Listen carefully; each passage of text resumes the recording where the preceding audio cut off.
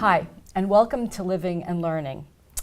We're here today to talk about early trauma and recovery. Why should you pay attention to this topic in the first place?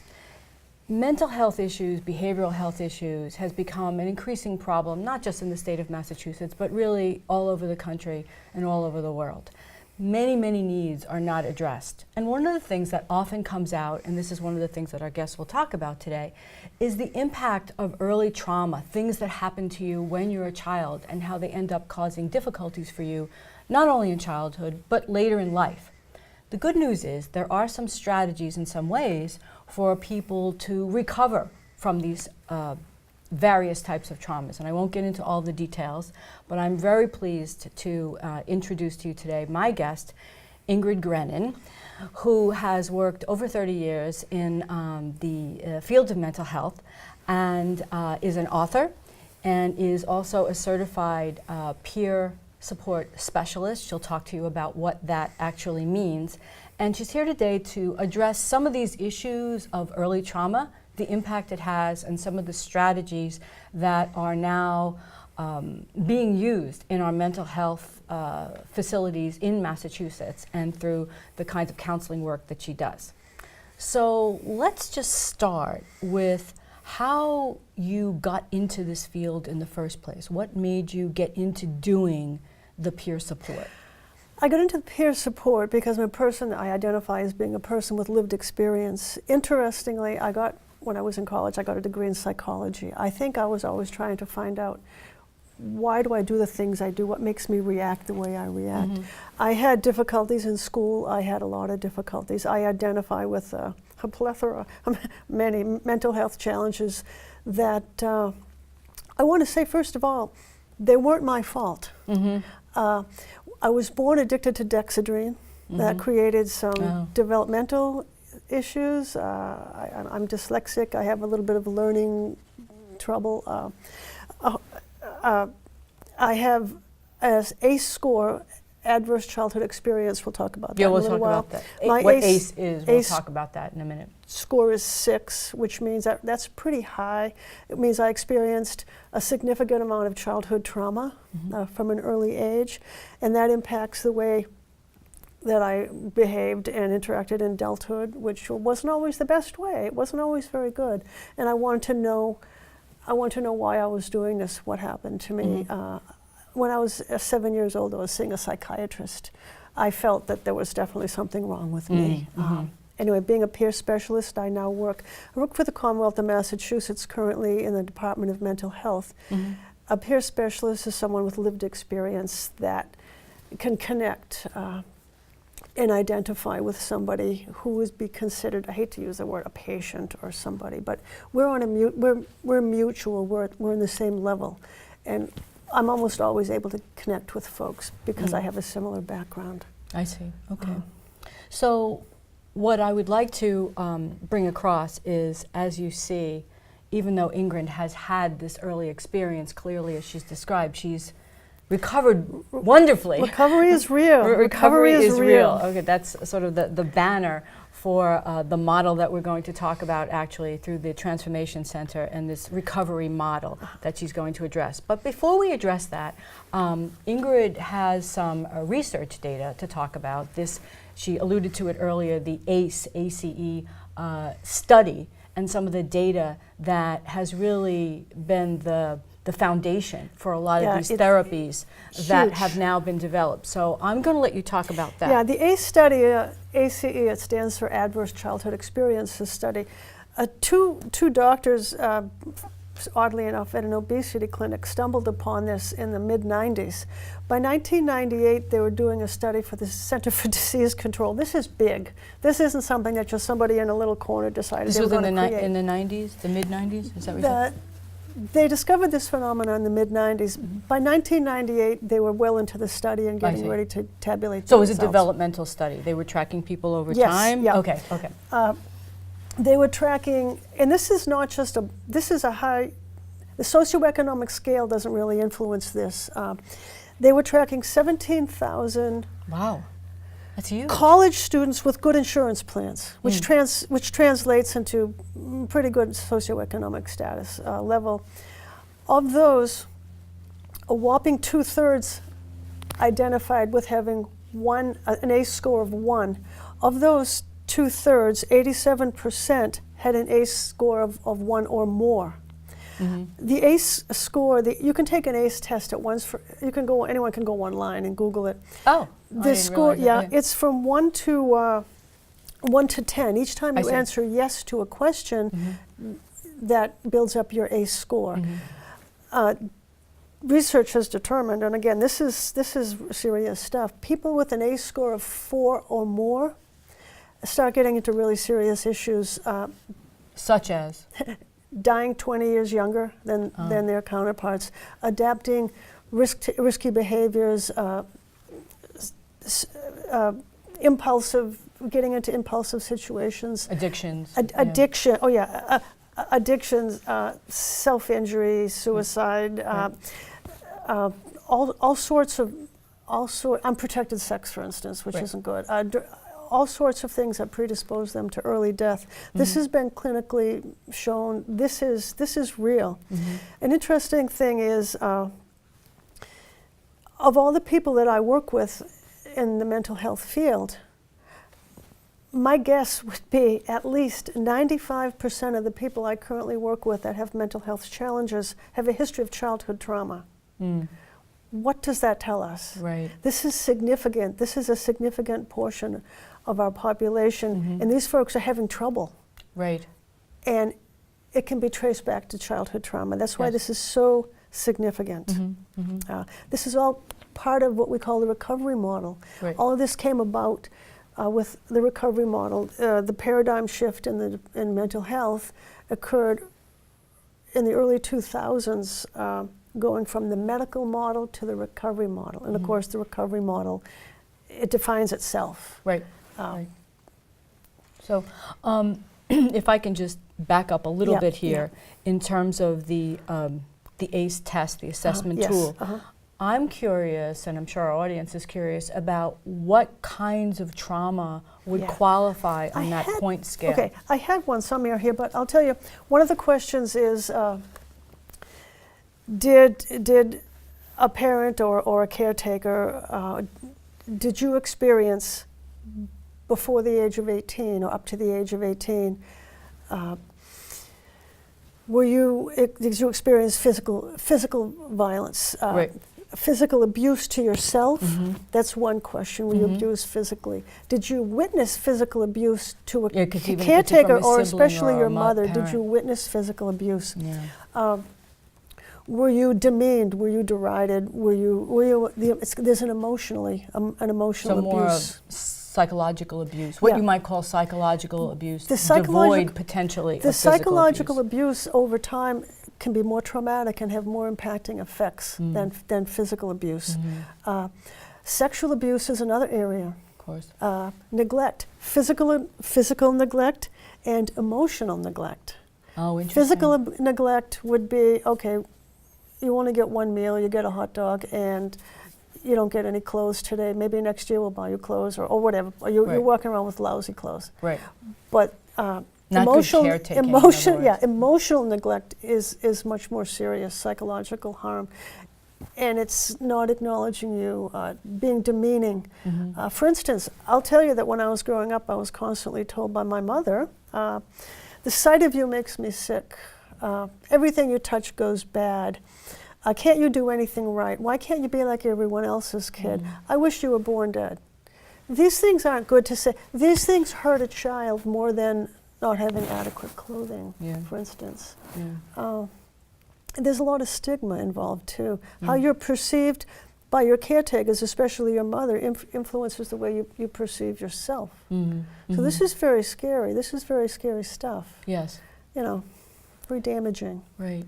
Right. So on a scale of 1 to 10 then, these would be the list of various types of trauma that someone would experience. Yes. Okay.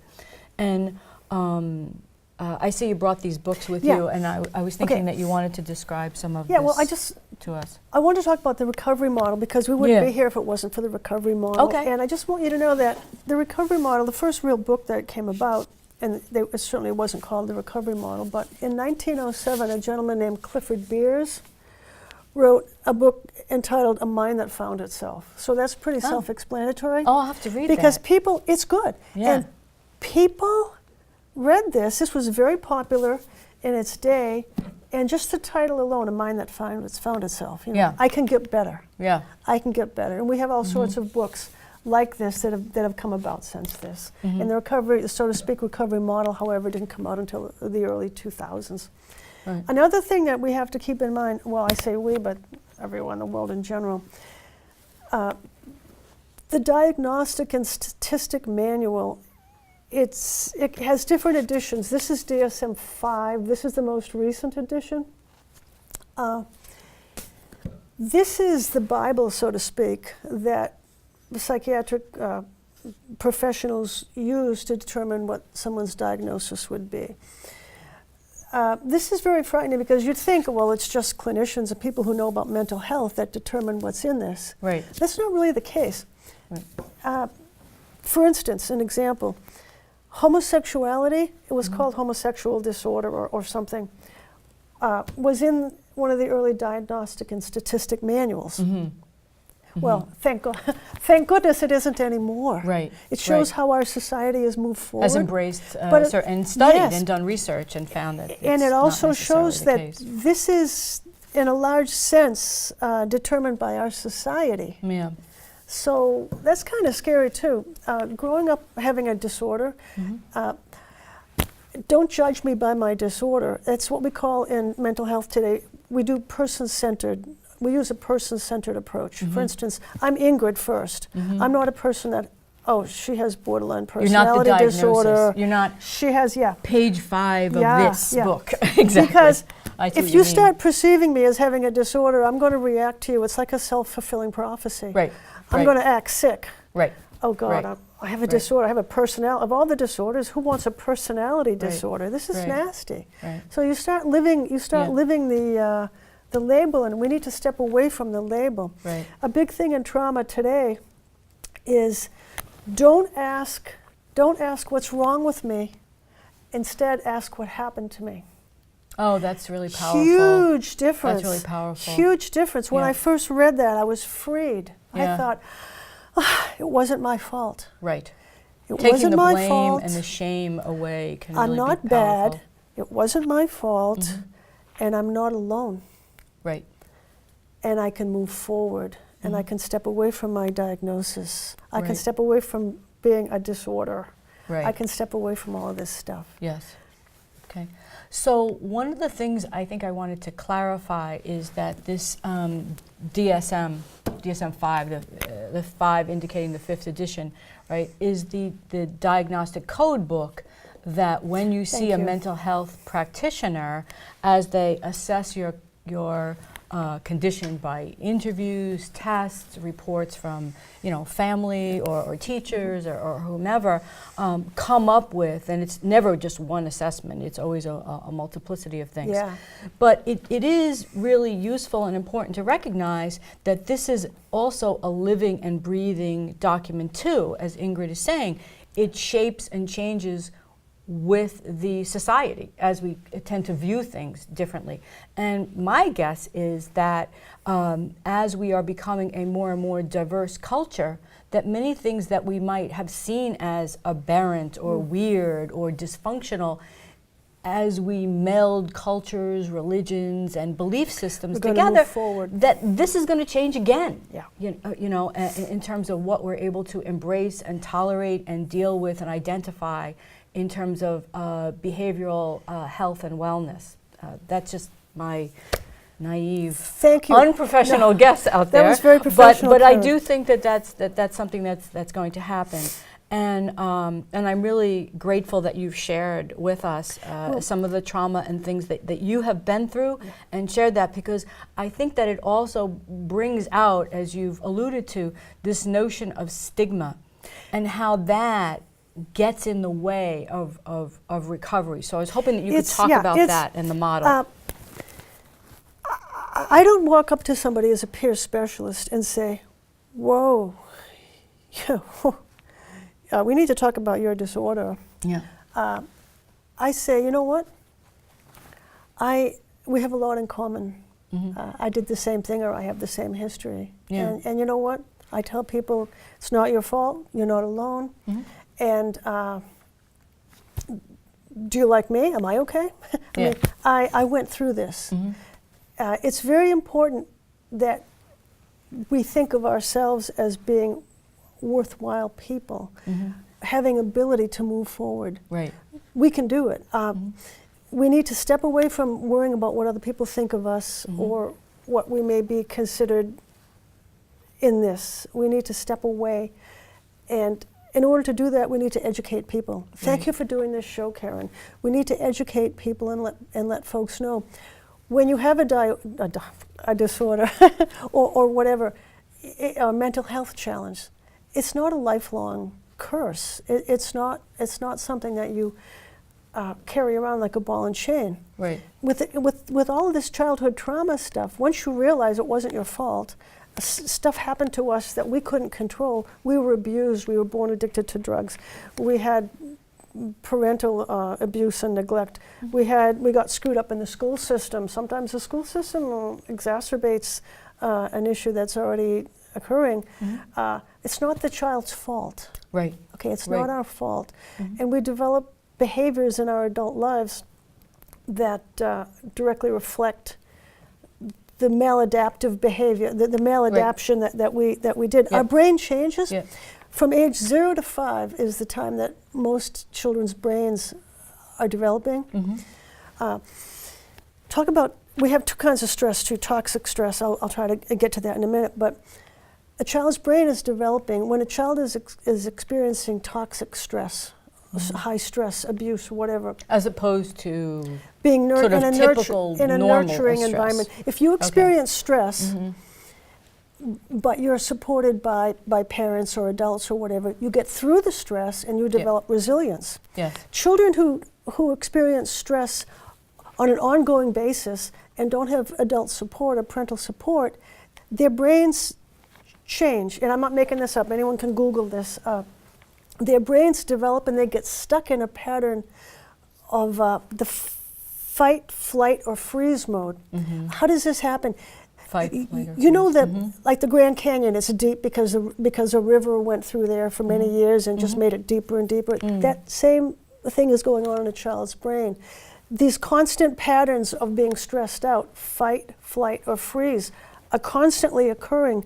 So in that child's brain, they have the tendency to just adapt that behavior. In adulthood, in adult life, we're still stuck. We overreact. Because we've been so stressed and we've learned, we've grown up, our brains have developed in it to be very stressed. As adults, these reactions are unsettling. They're not good. I mean, if you looked at me in a way that stressed me out, I might overreact to you or do something weird, and you think, what did she do that for? Well, in my mind's eye, I'm seeing you as a threat to me somehow. And I'm overreacting. Impulsive behavior is impulsive behavior is indicative, is really big for borderline personality disorder. Borderline personality disorder was one of the first things identified in DSM-5 many, many years ago. Only recently have we figured out that most of the folks who are diagnosed with borderline personality disorder have a history of childhood trauma. I see. Isn't this significant? This is significant. One of the aspects of borderline personality disorder is impulsive behavior, inability to maintain good, healthy relationships. Well, look at a child's trauma, a traumatized child's past. You can sort of see, of course, they're still reacting in this way. Our brains have developed in this way. Toxic stress. Do you want me to go into? Well, I've already done that. Okay. No. I can't remember what I said and what I didn't say. Before you get too far ahead, there's a couple of things that you mentioned that I just wanted to, bring out for the audience. This notion of response to trauma being fight, flight, or freeze. Okay, the freeze is something we tend to always know about the fight or flight thing, but the freeze part really has to do sometimes with the idea that you are so traumatized that you can't make a decision or you don't know what to do. We see it in the animal species too, that they just and that plays itself out if you have been traumatized, and I'm not going to go into what ways, but let's say in some way in your childhood, and then as an adult you have a very difficult time focusing perhaps, or making decisions. And that's how it can play itself out. Or on the contrary side, the impulsivity, that you act out too quickly without giving some thought, right? So I think that that's just an example of what Ingrid is talking about there. Now, are these things, getting back to that ACE study, are these the kinds of things that also came out through the ACE study itself, or is this from other sources of data? The ACE study sort of started, there are so many, I can't remember if I put them in here or not. There are so many, I do have an ACE test right here. There are so many studies. The American Pediatrics Association has, anyone can Google it, the American Pediatrics Association, a study on the lifelong effects of childhood trauma. A lot of these studies did come out after the ACE study. This is how big the ACE study was. Harvard did a thing on the developing child. Harvard University is into this. They're right on it. Right. The Center, as I said previously, the Center for Disease Control did the ACE study. The ACE study started, interestingly, in an obesity clinic. Two doctors, Dr. Felitti and Dr. Andra, couldn't help but notice that the patients in the obesity clinic that were most successful were dropping out. So they said, we've got to figure what's going on here. What are we doing wrong? So they personally interviewed these people who were dropping out. Say, hey, you lost 50 pounds. Why drop out now? And they asked them questions. And one thing that came up over and over again, they had an abused childhood. They were sexually abused. People who, we've come to find out, people who are sexually abused can tend to become obese, to be unattractive to their abuser. Right. This is to make themselves as a way of controlling as their a way situation. of controlling the abuse. Yeah. This was quite significant. So they thought, how many people out there have So they looked into that, have these problems going on? And that's when they got together with the Center for Disease Control, and they decided to make this study, which I keep using the word significant, but we're talking about a large number of people in our society, all over the world, I'm sure, that are impacted by childhood trauma. We need to fix this. We need to correct this. So how are we, just to stop you there for a moment, because I want to make sure that we get into some of the strategies for addressing the issues, and then what advice you could share with the audience as parents and teachers and people in the community. How can we help prevent these kinds of traumas? We need to make sure that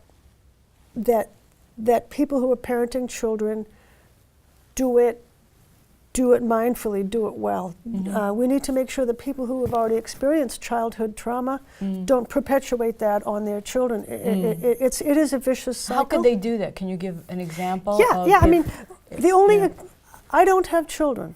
I don't. But the only role models that I had for raising children was the sight of you makes me sick. You're no good. Smack. Yeah. Right. How do I don't. It's just. So if a parent, let's say a parent comes from a history where they have experienced it, where can they go for help if they feel this same inclination? There are so many things online. Trump's ACE. There's a website that I can't recall because we're on TV right now. But I think it's we can add it later to the credits. Resilience Trumps ACEs. It's called Resilience Trumps ACEs. People can Google that. And there's some folks on the West Coast, and they work toward educating parents, educating school systems. Resilience Trumps ACEs. They work on recognizing early trauma and trying to change it around. They have flashcards and things for kids, all sorts of things that teachers can use to educate parents and children. Oh, that's good. It's great. Yeah, that is I great. actually purchased some of their stuff, but somebody who knows that they have a past needs to just be more mindful and say, whoa, first of all, I don't want to do that to my child. Right. So I may need to look into this. I may need to educate myself a little bit. Yeah. Or And- perhaps go for therapy themselves to deal with Yeah, it. a lot of people don't realize what happened to them. This is still a new study, 1998. It's still a new study. A lot of new clinicians aren't aware of this. I mean, Right. older clinicians, older. A lot of the newer ones still aren't too. Right. So it's coming into vogue and it's getting really big. I would like to make a comment there that oftentimes in the field of mental health, things don't advance. It's not like the high-tech industry, No. where every year, every It's 3 quick, years, yeah. your computer is outdated and you need something new and you have new features. The medical model and in the field of mental health to adapt to changes, it It's may very take slow. generations. It Yeah. takes slow, and as we can see, as Ingrid pointed out in the DSM-5, that there's also the societal component and many, many years of research that goes into it. So things happen more slowly, but it doesn't mean that they shouldn't happen at all. So we're about at the end of this session, but Okay. what I wanted to do was give you an opportunity, Ingrid, to come up with, the one big thing, if it is, and it could be two if you want, that you want the audience to walk away with understanding about the study, about destigmatization, and what they can do to help prevent this, deal with it in themselves, and or deal with it in as they are parents or teachers. If somebody thinks that they have experienced adverse childhood experiences, they can go online, Google the ACE test. It's this is what it looks like. You can print it out. It's everywhere. And once they find their ACE score, that'll answer That's a a lot of starting questions. point. Yeah, awareness is the first thing. Yeah, and realize that you're not alone. It wasn't your fault. And first and foremost, more than anything else, before you ask, what's wrong with you, or what's wrong with me, first ask, what happened to me? What happened? Yeah. Don't ask what's wrong with me. Ask what happened to me.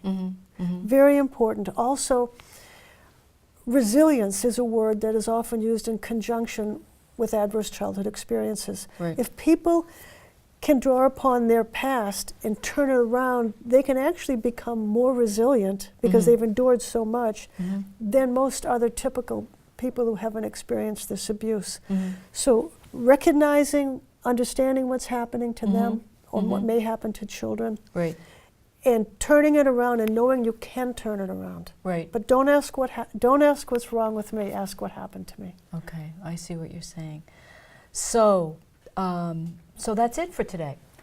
We had as our guest Ingrid Grenon talking about her sharing with us her own experience with trauma, her dealings with it, her education in that whole process, and her career in psychology and mental health, and introducing to us some strategies for destigmatization and building resilience in people who have experienced trauma themselves or in situations, as we all are, as parents, as teachers, as co-workers, as just people in the community, on how to prevent and avoid and being the person who would subject anyone to this kind of issue, and how they can actually go for help through the, and we have a sister episode that we're going to be doing as well with some people from the Transformation Center that is really exemplary of this recovery model that we've been talking with. They're advocates of this recovery model that is really taking on steam in the mental health department in the state of Massachusetts. So we'll look forward to that. And again, I thank you so much, Ingrid, for joining us, and we hope that you've enjoyed our session. Take care. Have a good day. Thank you, Karen. Bye-bye.